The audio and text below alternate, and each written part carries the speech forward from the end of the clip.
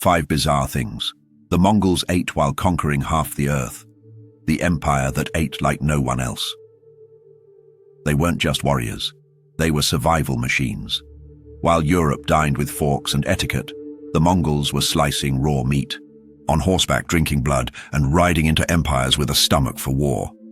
But here's the secret. Their bizarre diet wasn't just strange. It was strategic. Because when you're riding across frozen tundras, burning deserts, and enemy territory, you can't wait for a warm meal. You eat what keeps you alive, what fuels the next kill, what feeds an empire, and what you're about to see isn't just shocking, it's unbelievable.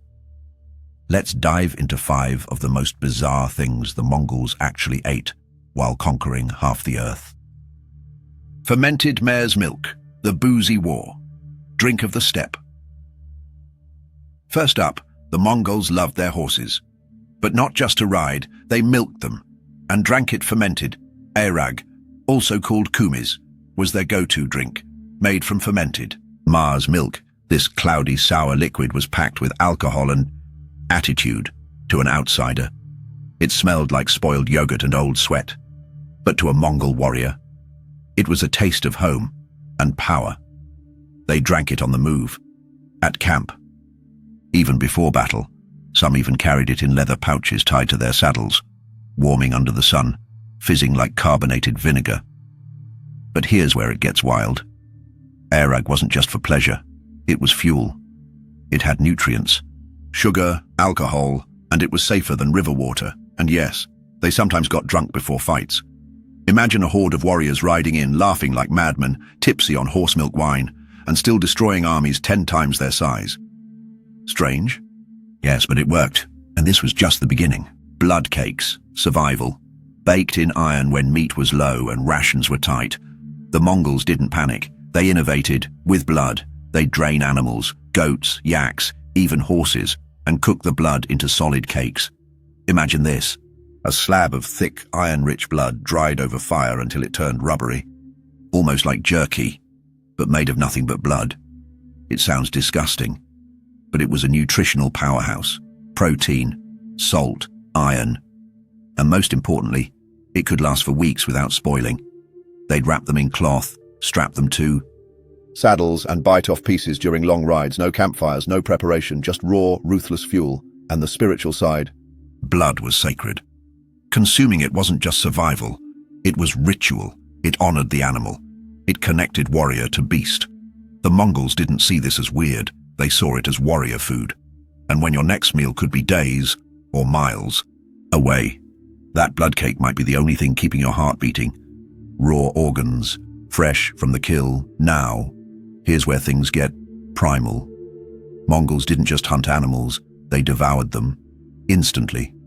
Right after a successful hunt, warriors would gather around the kill, slice it open, and start eating. Organs: raw liver, heart, kidneys, still warm, still pulsing, no salt, no seasoning, no fire. They believed eating the organs immediately gave them strength, even the spirit of the animal. Raw liver was especially prized.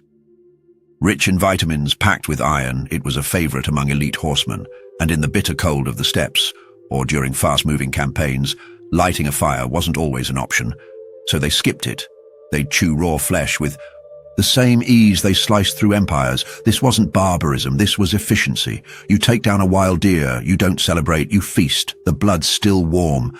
The organs are fresh, you eat fast, then you ride. And for the Mongols, that was tradition. Saddle meat, cooked by sweat and horsepower. You've heard of slow cooking. But have you ever heard of horse-cooked steak? Mongols had a method so strange, even their enemies thought it was myth. They would take strips of raw meat, often goat or horse, and tuck them under their saddles. As they rode, the pressure of their body, the friction, the heat, would slowly tenderize the meat. Some say it warmed it enough to eat. Others say the sweat and salt made it softer and saltier. By the end of a long day, riding across the steppe, the meat would be flatter, warmer, and easier to chew. Was it safe? Not by modern standards. Was it genius? Absolutely. Because when you're riding 80 kilometers a day across a desert, you don't stop to cook, you ride, you fight, you conquer. And if that means eating saddle meat, soaked in horse sweat and body heat, so be it. That was the Mongol way. Horse blood. The ultimate war. Hydration. This is the one that made their enemies shiver when supplies ran out, when water was gone, when they were miles deep in enemy territory, with nothing left to drink. Mongols turned to their most loyal companions, their horses.